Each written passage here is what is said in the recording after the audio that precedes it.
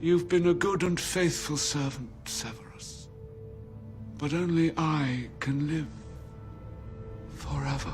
Welcome to Ms. Mojo, and today we're counting down our picks for the top 10 movie villains with the saddest backstories. And all this death, just so I could kill you. Give me back my slippers.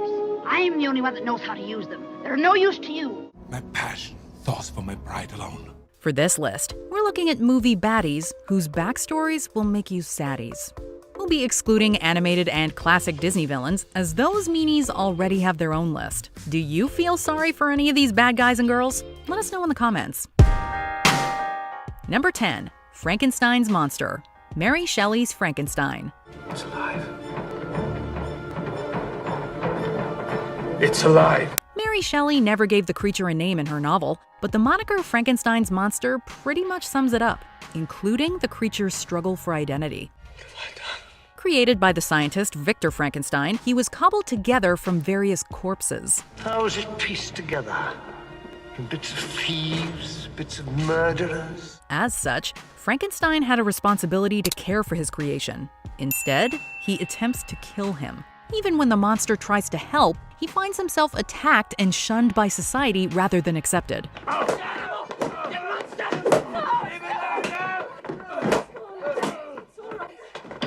The monster wanted to be good, but he really never had a chance. Number 9. The Wicked Witch of the West, The Wizard of Oz. Who killed my sister? Who killed the Witch of the East?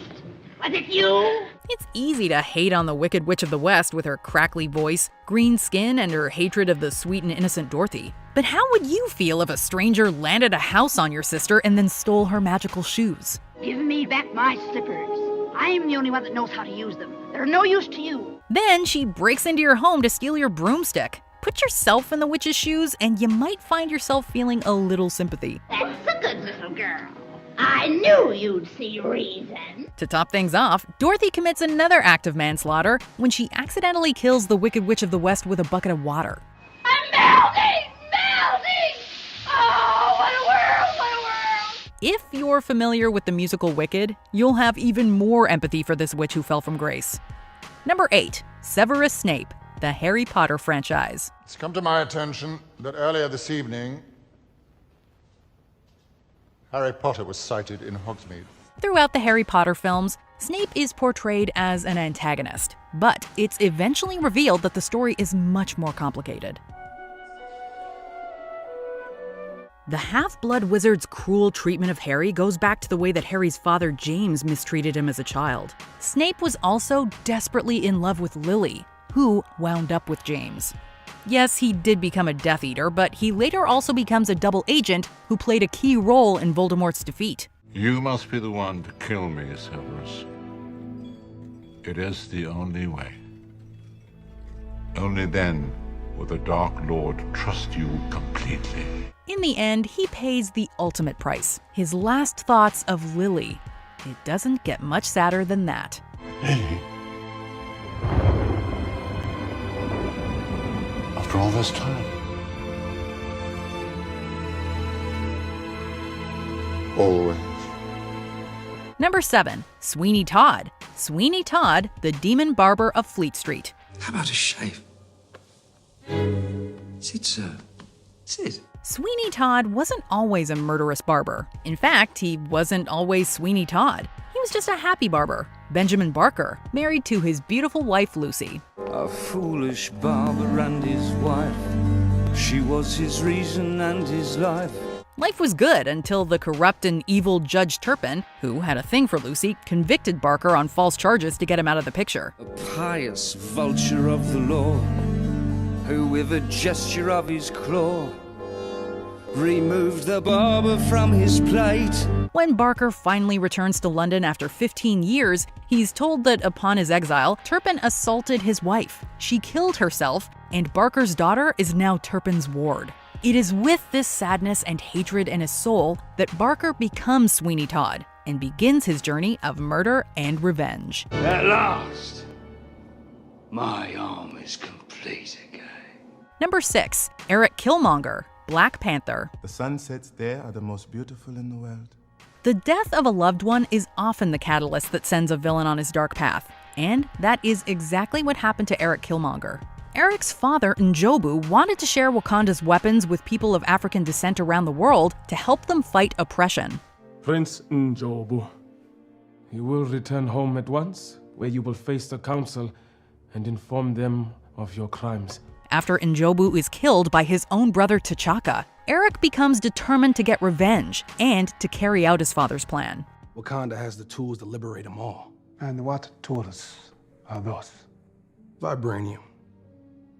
Your weapons. Our weapons will not be used to wage war on the world. What makes Killmonger's backstory so sad is that the evil he does is all for a good cause, as he really does see his mission as ending injustice. It's beautiful. Number 5. Magneto, the X-Men franchise.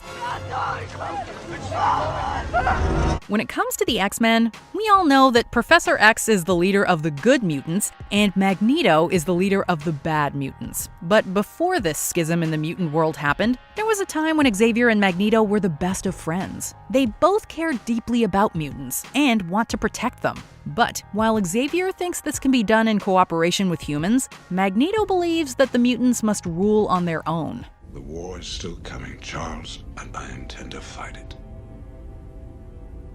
By any means necessary. And I will always be there. Old friend. Magneto's lack of faith in humanity is quite understandable given the time he spent in a Nazi concentration camp as a child. Alles ist gut. Evil turned him evil. Number 4. Mr. Freeze, Batman and Robin. In this universe, there's only one absolute. Everything freezes. Limp Bizkit did it all for the Nookie, and Mr. Freeze did it all for the Nora. Before a lab accident turned him into Mr. Freeze, he was Dr. Victor Freeze, and he was working on a cure for McGregor syndrome to save his dying wife. The city fathers will have no choice but to give me the billions I need to complete my research. They say that power corrupts, but not in this case. While most villains, no matter their sad backstory, generally become corrupted by power, Mr. Freeze never lost sight of his one true goal: saving his one true love. Soon we will be together once more. Everything he does is with that in mind. How can you not sympathize with that? And it might be even easier to do depending on your feelings about George Clooney as Batman. It should be me, Keaton, Kilmer, Lego, Bale, and that pretty boy Clooney.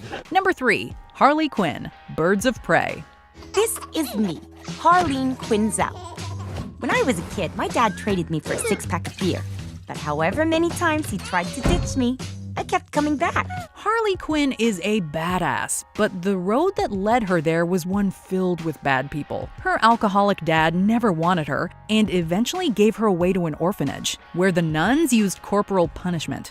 Then there were her college boyfriends who treated her poorly. And finally, there was Joker, the worst of them all, and the one she fell the hardest for. This is where it all began, Puddin'. He was also the one that introduced her to the bad side. So even once she got over him and found her voice and her power, it was now the voice of a villain. It was the closure I needed. A fresh start. A chance to be my own woman. Number 2. Candyman, the Candyman franchise. Be my victim. The Candyman's backstory involves horrible violence and racism. The origin of the character dates back to the late 1800s, when a black artist, the son of a slave, was hired to paint a portrait by a white landowner. The artist fell in love with the man's daughter and fathered a child with her. They fell in love. She became pregnant. This angered the landowner, who had the artist killed and set upon by bees until he died.